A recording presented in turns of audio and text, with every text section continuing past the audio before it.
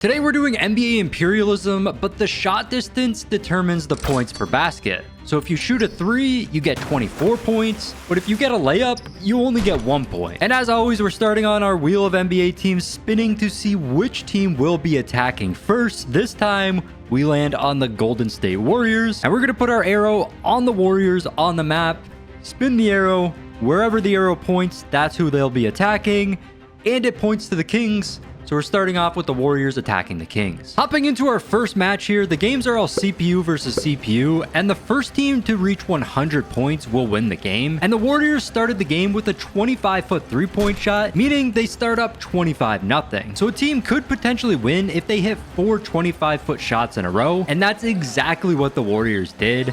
Following their first basket, Curry hit a 26-footer, then Wiggins hit a 25-footer, and finally Curry ended the game with a 25-foot shot to give the Warriors a 101-39 victory. So the Warriors take over the Kings territory right there. Kings are our first team to fall, and we are back over to the wheel to see which team will attack next.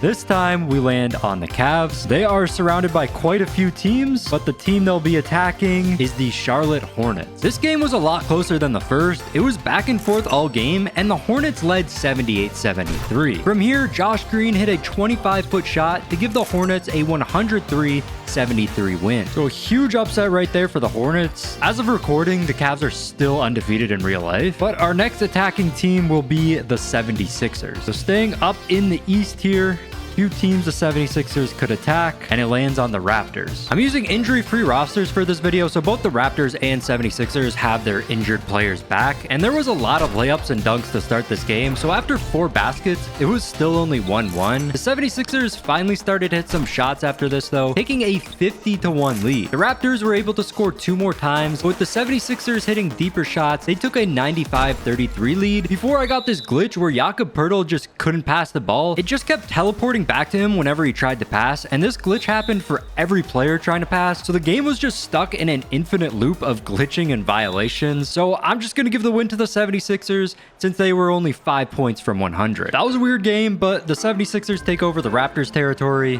and I have a new map now. The other map just wasn't working correctly, and we are back over to the wheel of NBA teams. This time the Heat are attacking, and we don't even have to spin the wheel for the Heat because there's only one team they can attack, and that's the Magic. Jimmy Butler started off this game hitting a 25-foot shot, but the Magic came right back with a 24-footer, and the two teams went back and forth scoring, but the Magic were taking the deeper shots, taking a 99-53 lead. Hero was able to hit a mid-range shot to get the Heat up to 63, but the Magic won it on the next possession with a midi of their own, winning 118-63. So the Magic take over Florida right there, and the Clippers are the next team attacking. There's a few teams the Clippers could potentially attack here, but the arrow lands on the Suns. This was another game where the two teams were just taking layups and mid-range shots to start, so while they were both scoring, the score was moving very slowly. Eventually, the two teams did start taking deeper shots, and the Clippers led 88-82. Bradley Beal hit a 16-footer to bring the Suns to 98, then Kawhi bricked a shot, and Devin Booker hit a 24-foot shot on the next possession to win 122-88. So the Suns pick up a little bit of land right there, and back over to the wheel.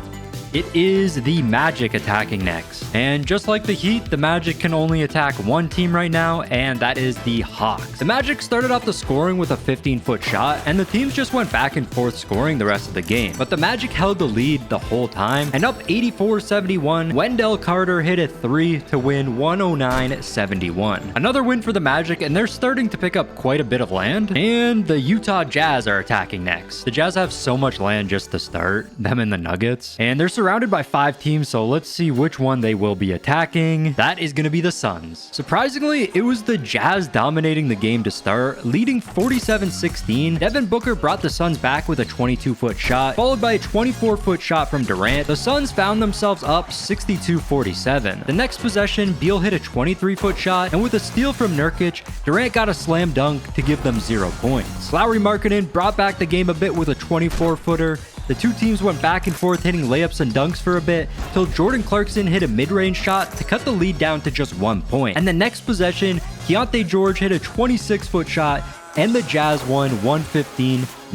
A huge upset by the Jazz there. Now they're just splitting the entire country in half, keeping the Lakers, Warriors, and Trailblazers from the rest of the teams. And the Milwaukee Bucks are attacking next. Bucks can either attack the Pistons, Bulls, or Timberwolves, and it lands on the Timberwolves. The Timberwolves started the scoring with a 1-foot layup from Julius Randle, but the Bucks answered back with 2 free throws worth 30 points total. From here, the two teams went back and forth scoring. Eventually, the score was 95-89 in favor of the Timberwolves, and Ant hit a layup to bring their score up to 96, before Gary Trent ended the game with a 24-foot shot to win 113-96. That's a big win for the Bucks there. They pick up a lot of land, and they also eliminate one of the best NBA teams. And the next team to attack is the Knicks. And the Knicks can either attack the Celtics or 76ers here, and the arrow lands on the 76ers. There was a lot of scoring inside to start this game, which again doesn't help either team at all. They did eventually start taking deeper shots, and it was a close game. The Knicks led 83-82, and Jalen Brunson hit a 23-foot shot to win 106-82. So the Knicks pick up the 76ers land, and now the Celtics are completely surrounded. I mean, there's only one direction they can go, only one team they can face. And back over to the wheel,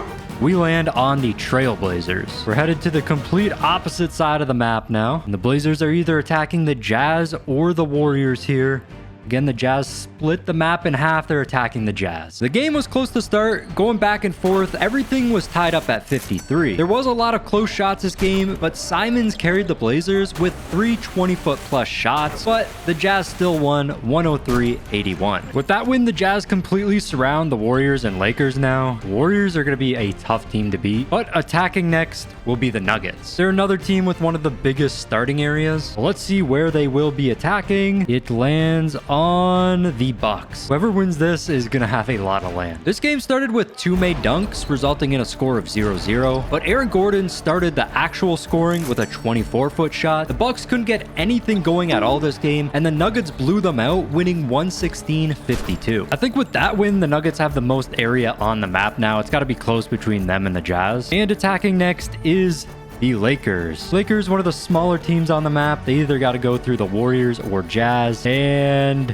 that's closest to the Jazz. They're attacking the Jazz. The Jazz looked great yet again this game. They were lights out from deep and blew out the Lakers. It didn't help that the Lakers kept dunking the ball, but with a 24 shot from Lauri Markkanen, the Jazz won 100-32. And the Jazz pick up even more land there. They have been so much better than I thought they would be. But attacking next is the Grizzlies. And the Grizzlies are surrounded by 5 teams, so a lot of teams they could attack, but it will be the Pacers. With an uninjured team, the Grizzlies were unstoppable this game. They were lights out and blew out the Pacers. They were up 87-5 at one point and ended up winning 104-40. The Grizzlies get a good chunk of land right there, and they are not in an ideal spot. They are just in the middle of the map. They can be attacked by so many different teams. But attacking next is the Boston Celtics. And of course, up in the northeast of the map, there's only one team they can attack, and that's the Knicks. The match started off with 2 22-foot shots from each team, and the score remained close till the Celtics led 55-54. Then Cat added 30 points for the Knicks with 2 free throws, and a 22-foot shot from Jalen Brunson saw the Knicks win 106-55. And the Knicks become the kings of the Northeast. Well, I guess the Nets are still here, but they're the worst team in the game, and they actually had the smallest starting area out of any team. And attacking next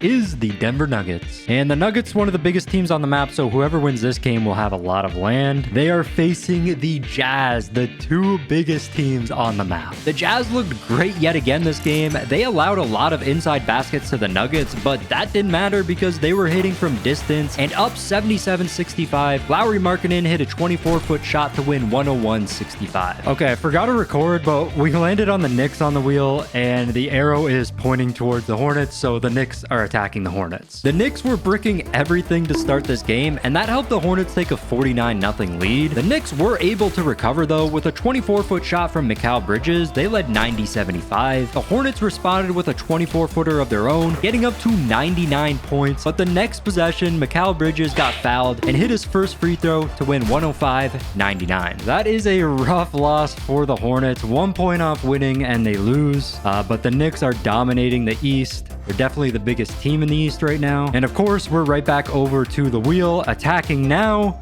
will be the Jazz. We have seen the Jazz play so many times now. Yeah, I think I'm going to put the arrow right here for the Jazz because then they can attack the Warriors, Thunder, Spurs, Bulls, or Pistons. Let's see which of those teams it will land on. That's closest to the Warriors. They attack the Warriors. The Jazz finally met their match with the Warriors. With both teams shooting great, it was back and forth all game. The Jazz were up 66-60 until Draymond got fouled, and he hit both his free throws to bring the Warriors up to 90 points. Lowry Markkanen bricked the three the next possession, and Wiggins drained a corner three to give the Warriors a 112-66 win. A massive come up for the Warriors with that win. They got like half the US under their control now, and they're looking like the team to beat. They got the two best three-point shooters in the game, and being good at shooting threes is really what matters in this Imperialism. Spinning the wheel again, we land on the Pistons. We have not gotten them yet, and spinning the wheel for the Pistons, a few teams they could potentially attack here, but it's pointing to the Warriors. The Warriors defecated all over the Pistons. The Pistons stood no chance at all, and up 98-28, Curry hit a 27-foot shot to win 125-28. And the Warriors pick up even more land, picking up Michigan right there. They're just looking unstoppable right now. Hopefully we can see some other teams play other than them though. We land on the Knicks. We keep landing on the same teams. Yeah, the Knicks have such weird land on the map. I'm just gonna put the arrow right here. Let's see where it lands.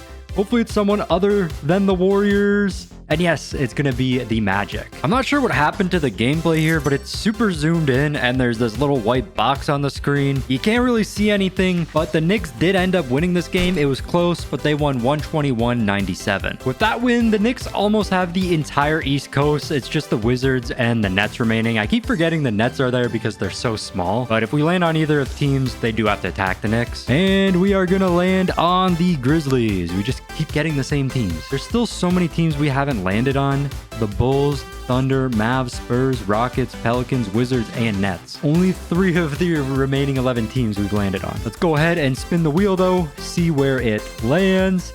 And it points to the Pelicans, a team we haven't seen play yet. The Grizzlies started hot with a 25-foot shot from Ja, but the Pelicans responded with a 24-foot shot from Brandon Ingram. And Brandon Ingram scored the first 80 points for the Pelicans. Then Zion hit a layup, DeJounte Murray hit a 16-foot shot, and Ingram hit a 21-footer to win 118-57. And the Pelicans pick up a good chunk of land with that win, and we are down to only 10 teams remaining now. And attacking next is the Knicks, of course. We can't get any new teams. I'm going to put the arrow in a position where they can attack the most teams possible. That's pointing to the edge of the Pelicans territory. So the Knicks attack the Pelicans. At the beginning of the game, Cat hit the furthest shot of the video so far with a 28-footer. Both teams were hitting shots, but the Knicks led all game and leading 94-49. Cat hit a 7-foot shot and the Knicks won 101-49. So the Knicks gain even more land there. They're starting to rival the Warriors in terms of size. And attacking next is the Knicks again. Are you kidding me? How does it keep landing on them? There are so many teams the Knicks could be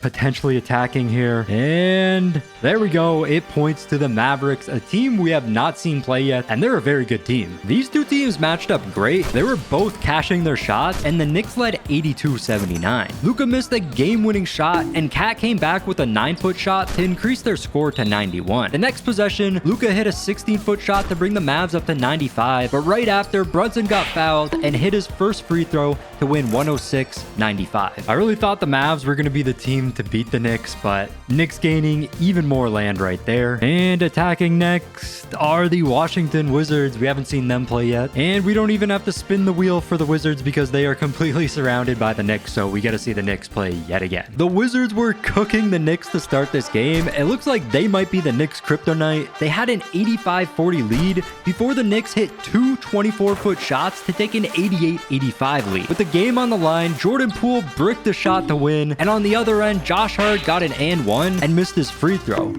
The Wizards missed another game winner, and Brunson hit a corner three to win 111-85. It was a close one, but the Knicks gain even more land right there. It's only them, the Bulls, and the Nets remaining in the East, and then there's 4 Western Conference teams left. Not many teams remaining though. And the next attacking team will be the Bulls. We haven't seen them play yet. And they can either attack the Warriors or Knicks here. And I guess there's a little bit of space where they could attack the Thunder, but it lands on the Knicks. This is the Knicks' fourth game in a row here, and they cooked the Bulls. The game was never close at all. The Knicks ended up winning 114-43. Knicks taking out yet another Eastern Conference team, and we still have 4 teams that haven't even played yet. I mean, the Nets are still in this. I really hope they don't get lucky and make it to the end without playing at all. We are going to land on the Spurs, though. So there is a chance that we see the Knicks play yet again here. It's pointing at the Rockets. Spurs attack the Rockets. It's good to see 2 teams we haven't seen play yet face off. Spurs started the scoring with a 24-foot make, but the Rockets answered back with a 16-footer. But from here, the Spurs started cooking the Rockets, going up 65-34. Dillon Brooks brought it back a bit with a free throw, but the Spurs hit one of their own to go up to 81 points. The Rockets came back with a 24-foot shot, then the 2 teams traded some layups before Wemby hit a 23-foot shot to win 105-76. So the Spurs pick up a little bit more of Texas, and we are down to only 5 teams now. You can barely see them, but the Nets are still here. The Thunder and the Nets are the only 2 teams that we haven't seen play yet that are remaining. And of course, we land on the Knicks again. Just put the arrow in the middle, I guess. See where it lands. I mean, out of all the teams that's closest to the Nets, they're attacking the Nets. I mean, we got to see the Nets play. This game actually started close till Karl Anthony Towns got fouled and went to the free throw line and gave the Knicks a 68-35 lead. They never looked back from here, winning the game 106-73. The Knicks finally take over the Eastern Conference. They're the only Eastern Conference team remaining. They gained the smallest bit of land right there. 4 teams remain, and we still haven't seen the Thunder play, but we land on the Warriors. I'm going to put the wheel way over here. That way they can point to the Spurs, Thunder, or Knicks. Spinning the arrow. It's not pointing to anybody directly, but it's the closest to the Spurs, so the Warriors will attack the Spurs. Wemby fouled Draymond to start the game, and that gave the Warriors a 30-point lead to start, with a 25-foot shot from Curry the next possession, a 21-footer from Wiggins following that, and a 24-footer from Draymond following that. The Warriors had the biggest win of the video, beating the Spurs 100-10. So an easy pickup of land right there for the Warriors, and we are down to just 3 teams, and they are 3 very good teams. But the first of them to attack will be the Oklahoma City Thunder. We have not seen them play this entire video yet. So let's see who they'll be attacking, the Warriors or the Knicks.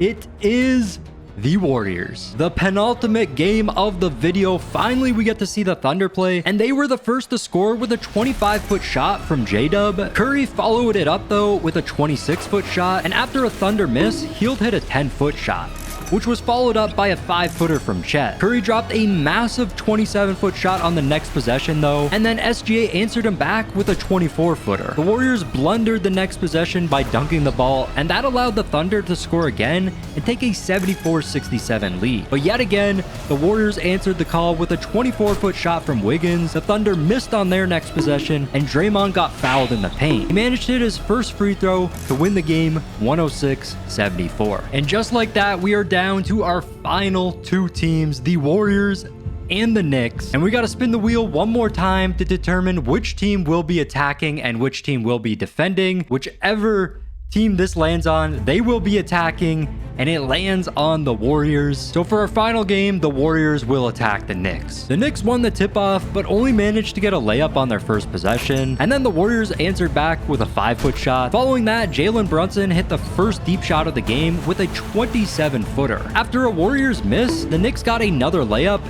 and on their next possession, Cat hit a 25-foot shot to take a 54-5 lead. Curry answered right back with a 26-foot shot, though, and on the next possession, Hield got a layup. Following the layup, Brunson hit a 23-foot shot to go up to 77 points. Curry answered yet again with a 22-foot shot, but the following possession, Brunson hit a 23-foot shot to win the game 154. So the Knicks are our Imperialism champs. They have conquered the entire US plus a little bit of Canada where the Raptors were. That is their first Imperialism win in our videos. Here's an updated Imperialism leaderboard right here. But if you guys enjoyed the video, make sure to subscribe to the channel, smash that like button, and check out this video right here. YouTube thinks you'll love it. Anyways, I'll see you guys next time. Peace.